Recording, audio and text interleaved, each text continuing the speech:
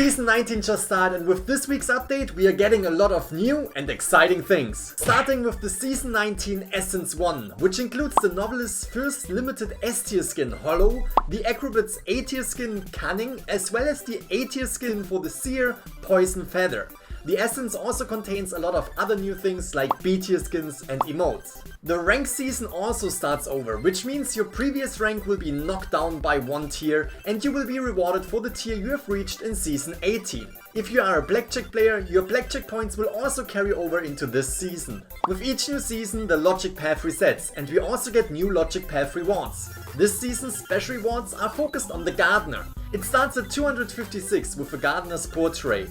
At 502 you can obtain a portrait frame. At 1258 it's getting a little bit more interesting with a B-tier accessory for the gardener, the dandelion wind chime. And at 1528 you will earn the A-tier gardener skin As the Wind Blows. All of these rewards are exclusive for this season.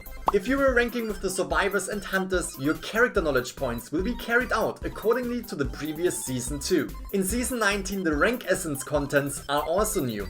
If you play 3 ranked matches a day, you will be rewarded with a rank essence. This season you will be able to obtain the forward's S-tier accessory, Turning the Tide, the Breaking Wheel's A-tier accessory, Coin Container, and the better's A-tier accessory, the Bansuri. This essence also contains a lot of other new things like B-tier accessories and standby motions. The memory sphere is now also including all Season 18's A-tier and B-tier skins, so you are now able to obtain the barmaid's A-tier skin Soprano, the coordinator's A-tier skin Susanna, as well as the evil reptilian's A-tier skin Horrendous, and the toy merchant's A-tier skin Hidden from the memory sphere that can be exchanged with clues.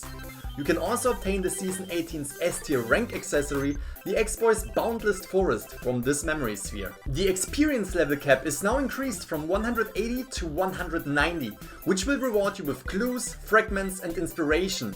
But you can also obtain the new Undead Graffiti at level 181, a new female dancer cheer emote at level 184, and the Breaking Wheels Laugh standby motion at level 187. The personal activity points and guild activity points were also reset, and each member of a guild was rewarded with guild tokens, which can be used in the guild shop for various items, like skins, trial cards and fragments. The mana data was also updated, which means you can now get an updated and detailed overview of your time that you have been playing Identity V.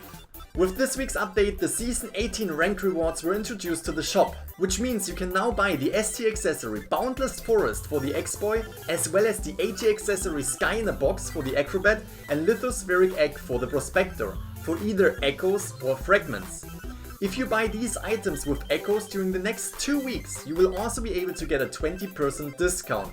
The same goes for the B-tier accessories Silk Cloths for the Photographer, Imprinted Scale for the Dream Witch, the Straw Grasshopper for the Wildling, and the Wine Bottle Vase for the Barmaid. You can also buy a special package this week for 10 echoes, which will give you various items and currencies. This update came with a lot of character adjustments too, starting with the Postman, whose dog has a reduced pouncing distance as well as an increased pounce cooldown after it missed a hunter.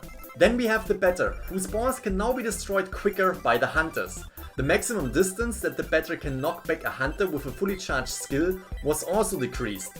And the last change for the Batter is that in case a hunter was stunned by the cricket balls, the stun duration was reduced to 3 seconds. The Psychologist's ability to heal up also got nerfed. She's now healing up within 32 seconds instead of the previous 40 seconds. If there are multiple psychologists in the game, the casting time of the Emphasize skill is increased depending on how many psychologists are in the match.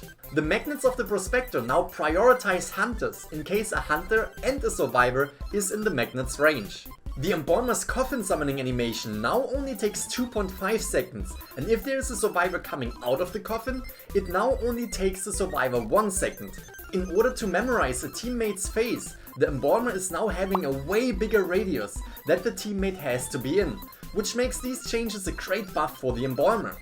The rebirth effect gives you 7 seconds in which you can take damage after being reborn, as long as the exit gates are still closed. The toy merchant's catapults are now visible for all survivors from all around the map, and hunters need longer to destroy the catapults. The enchantress's skill can now be charged up faster, and the radius is also bigger, which helps the skill to recharge even faster. The patient's double jump distance is slightly reduced, and the higher he jumps, the more significant the reduction. The mechanic stall got a decoding speed debuff. Instead of the 125% decoding speed, it is now only decoding with a 110% decoding speed. And the external trait Magmaster will no longer provide a 3% decoding speed bonus. If the little girl is attached to you, you can now tap and hold a desync button, which will desynchronize the little girl from you after 3 seconds. You will also get an AFK prompt after 70 seconds if you are not taking any actions after synchronizing with another survivor as the little girl. To recharge your skill, the memory fragment, you now need 60 seconds. But when the game starts, you will start with a 1.25 skill charge instead of only 1. Which means you can charge the second memory fragment skill within 45 seconds, and all following charges need the total 60 seconds. The skill knockback distance was also reduced. On top of that, the memory sync cooldown has increased to 30 seconds, and you have to be closer to the survivor that you want to sync with. Once the little girl was rescued from a rocket chair, she cannot use memory sync for 20 seconds. The impact expansion time is shortened, and as far as I can tell, this was purely done to line up better with the special effects from skins and accessories. Now we are coming to the hunter adjustments. The undead gains a new external trait, frequency conversion, which allows him to change the location of the dungeon to a random location. The outline of Percy will be visible while he is utilizing that trait, and after the location of the dungeon was changed, all survivors will see it for a short amount of time. The normal attacks of the undead are now hitting slightly later, and the damage judgment was optimized. Pellets can be broken more precisely. The gamekeeper gets a new aiming indicator on the user interface in the game, which can be enabled or disabled in the settings menu. The Soul Weaver has an increased initial cobweb amount. The Sculptor's Sculptor of Nobility, which is created when 2 statues of different directions hit each other, will now charge towards the closest nearby survivor after a short delay of 0.2 seconds. The new Hunter's Raven flight speed and attachment distance when hovering overhead is now increased, and the charging time when long pressing the skill to cast ravens is decreased. The controls for that skill have been optimized as well. Dive's backswing duration has been reduced, and the recovery time when he is hit by a pellet has also been reduced by 0.3 seconds. When a raven is attached to a survivor, that survivor's decoding speed, healing speed and interaction speed are now reduced by 10%. Now we are coming to the general battle updates. The basic movement speed of all knockdown survivors is increased by 40%, and the sticker talent's movement speed boost was adjusted as well. The new Hunter Nightmare is now available in the 2 game modes Tarot and Blackjack. Besides all the character adjustments, we have also received a ton of small bug fixes that can be found in the patch log, and the next upcoming update will happen on the 9th of December 2021.